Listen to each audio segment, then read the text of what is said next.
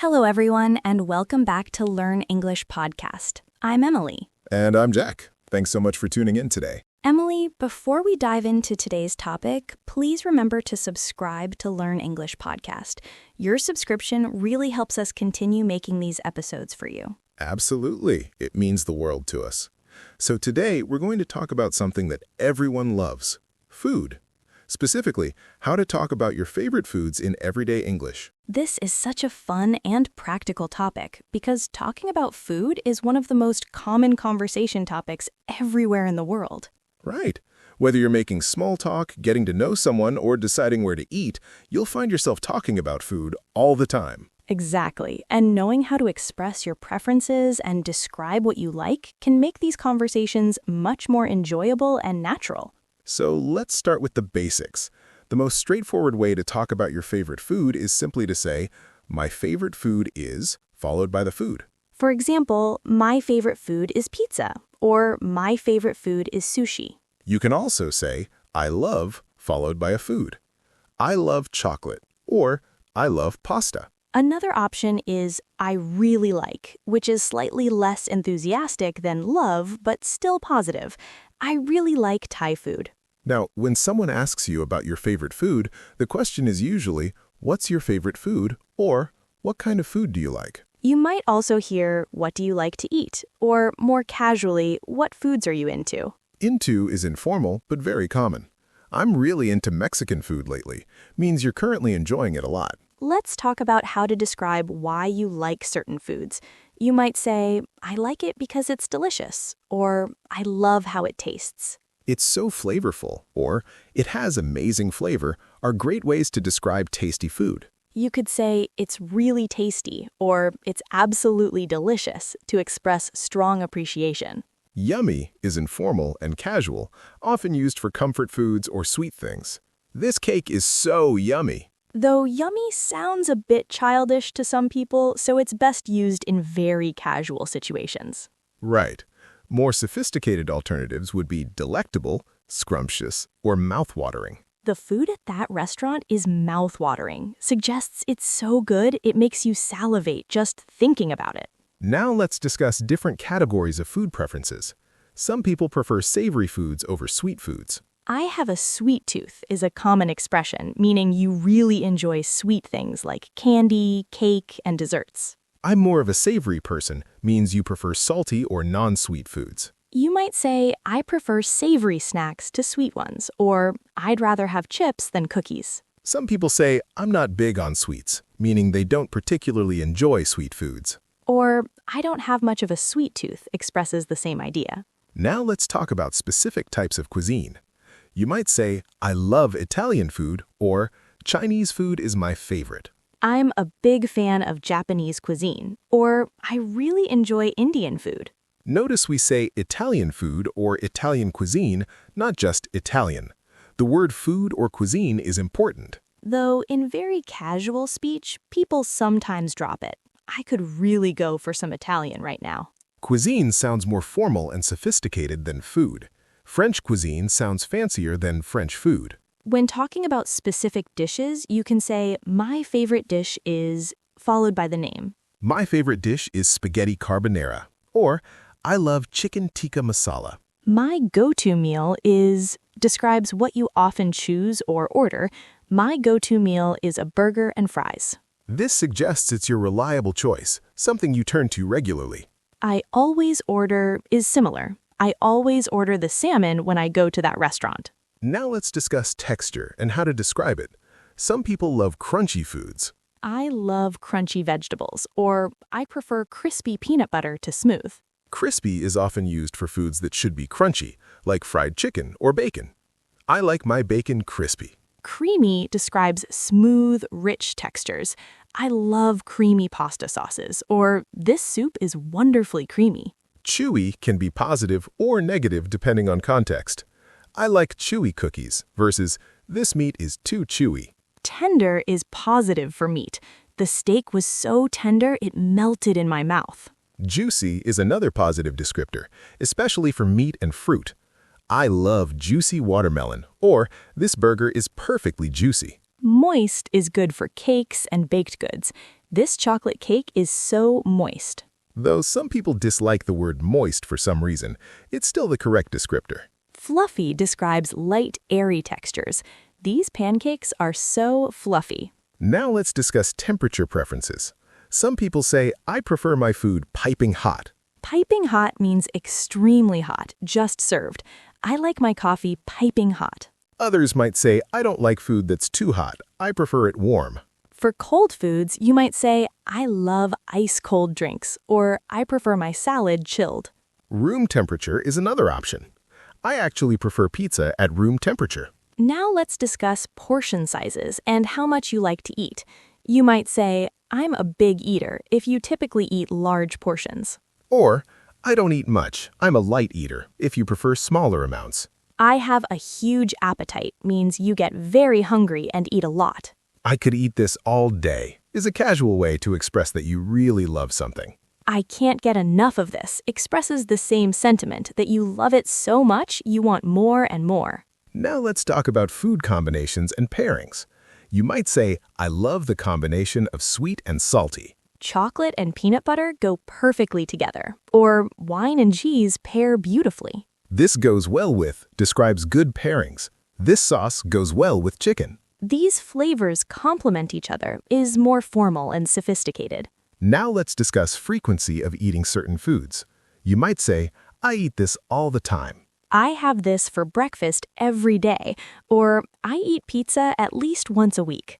I could eat this all day and never get tired of it. Shows extreme fondness. On the other hand, I only have this occasionally, or this is a special treat for me, suggests you don't eat it often. I save this for special occasions means you reserve certain foods for particular times.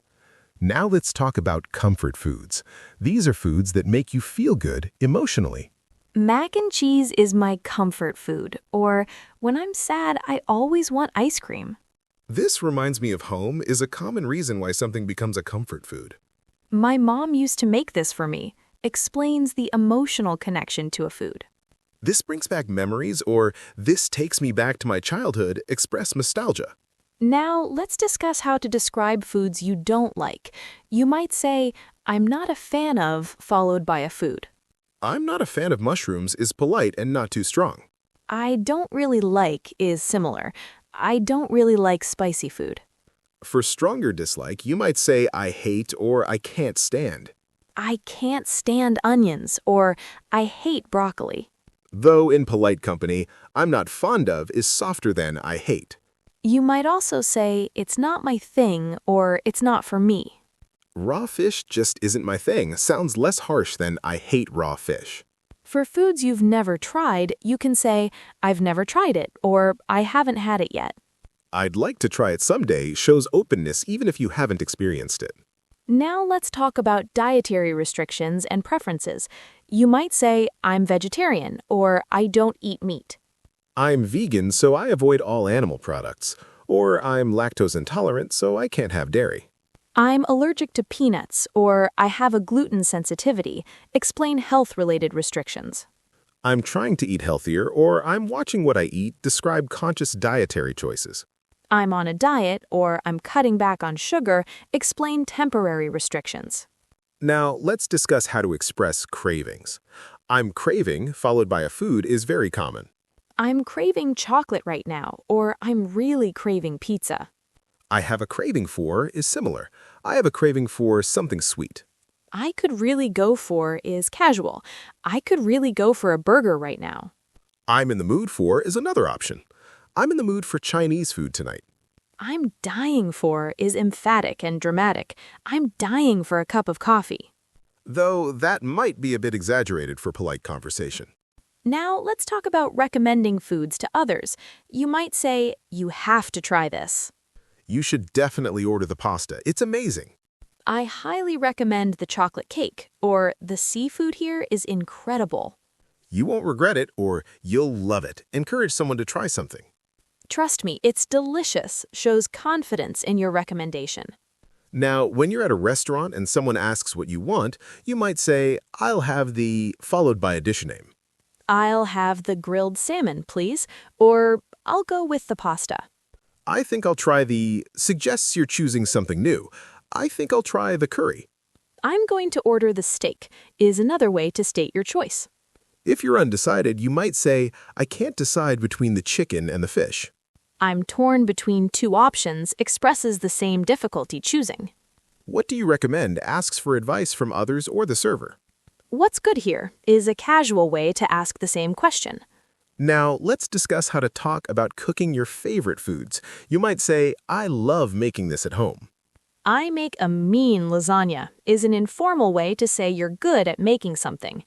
Mean in this context means excellent or impressive. I'm pretty good at cooking pasta, or I specialize in desserts. Describe your cooking strengths. This is my signature dish means it's what you're known for cooking. Everyone always asks me to bring this to parties, suggests others love your cooking too. Now, let's talk about describing flavors more specifically. It's spicy describes heat from peppers or spices. It's mild means it's not spicy. I prefer mild curry because I can't handle too much spice.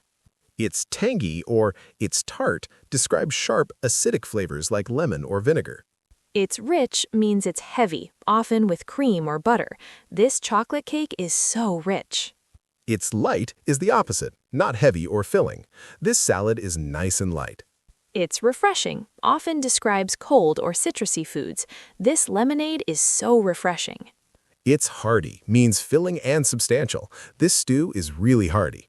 It's bland means it lacks flavor, which is usually negative. This soup is a bit bland. It's flavorful is the positive opposite. This dish is so flavorful and complex. Now let's discuss eating habits and styles. You might say, I like to try new foods. I'm adventurous with food, or I'm willing to try anything once. On the other hand, I'm a picky eater means you're selective about what you'll eat. I stick to what I know suggests you prefer familiar foods over new experiences. I'm a foodie means you're very interested in food and enjoy exploring different cuisines. Though some people find foodie a bit pretentious, it's widely used. I love exploring new restaurants or I enjoy culinary adventures express the same idea. Now let's talk about describing meals throughout the day. Breakfast is my favorite meal. I'm not a breakfast person. I prefer a big lunch. I love breakfast foods might mean you enjoy breakfast items at any time of day. Brunch is the best. You get breakfast and lunch together. Dinner is when I really enjoy eating, or I look forward to dinner all day. Now let's discuss meals and experiences. The best meal I ever had was in Italy. I'll never forget the first time I tried sushi. One of my favorite food memories is eating street food in Thailand. These stories often come up when discussing favorite foods. That was hands down the best pizza I've ever eaten, emphasizes that it was definitely the best. Nothing compares to suggests something is unmatched. Nothing compares to my grandmother's cooking. Now, let's talk about food and culture. This reminds me of my culture. This is a traditional dish from my country, or this is a staple in my culture. Growing up, we ate this all the time. This is a common street food where I'm from. These connections between food and culture are important in conversations. Let's discuss how to politely decline food. No, thank you, I'm full. I appreciate it, but I'm not hungry right now. It looks delicious, but I can't eat that if you have restrictions. Maybe later, thank you. Postpones without refusing completely. I've already eaten, but thank you for offering is polite and explanatory. Now, let's talk about sharing food. Want to try some of mine? Would you like a taste? Offers someone a small sample. Let's share this, or want to split it? Suggests dividing something. Help yourself. Invite someone to take some of your food. Try this, you'll love it, is enthusiastic encouragement. Well, I think we've covered just about everything you need to talk about your favorite foods in English. We really have explored this delicious topic thoroughly from all angles. The key is to use descriptive language and express your personal preferences authentically. Don't be afraid to be enthusiastic about foods you love. It makes conversations more engaging. And remember to subscribe to Learn English podcast so you can keep learning with us. Thanks so much for listening today, everyone. We'll catch you in the next episode. Take care. And enjoy your next meal, whatever your favorite food might be.